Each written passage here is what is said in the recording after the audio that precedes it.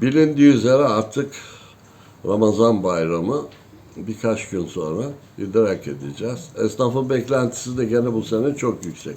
Mevsimsel olarak böyle ellerindeki hem giysiler, aynı şekilde ayakkabı sektörü, aynı şekilde diğer sektörlerde bir hareketlik yaşanmadı.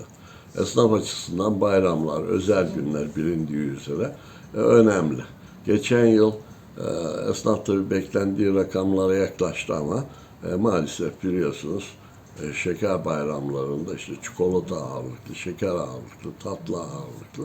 Bir de biliyorsunuz çocuklarımızın, öğrencilerimizin yaklaşık 15 milyona yakın öğretmen, öğrenci, bunların kıyafetleri vesaireler. Biraz da tabii bu yıl pahalı biliyorsunuz. Bir tarafta savaş var.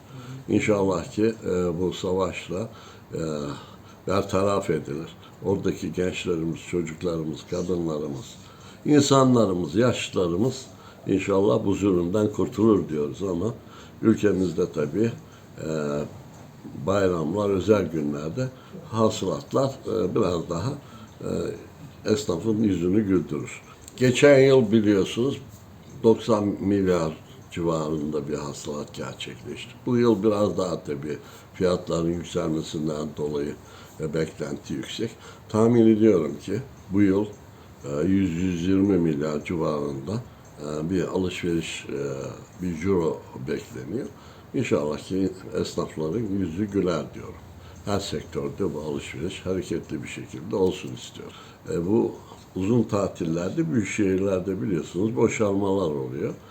Ama turizm mevsimi de olmamasına rağmen insanlar köylerine, sahile, deniz kenarına yazdıklarını vesaire olanlar için söylüyorum. Olmayanlar yine kendi bulundukları şehirlerde kalıyorlar. Ama alışverişte tabii evde olunca biraz daha masraflar artıyor. İnşallah ki bu yıl esnaf beklenti olan rakamlara ulaşır. Bu cirolarla birlikte bir hareketlilik olur. İnsanlar tabii biraz böyle motivasyonu düşük. İnsanlar bu savaştan dolayı böyle çok dışarıya çıkmak istemiyorlar ama işte biliyorsunuz ülkemizde, Müslüman ülkelerde bu bayramlar hareketliği sağlıyor. İnşallah ki dilediğimiz gibi olur. Kazasız, belasız bu idrak edeceğimiz Ramazan bayramının mutlu bir şekilde sonlanmasını, bu yine aynı şekilde çevremizdeki bu ateş yangının savaşında bir an önce sonlanmasını bekliyoruz. İnşallah bayramı bayram tadında geçiririz diyorum.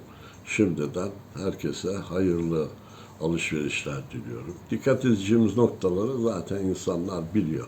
Bu merdiven altlarını. Aynı şekilde tabii böyle gece alışverişlerindeki arabaların arkasında sattıkları memleketten getirdik esprilerini.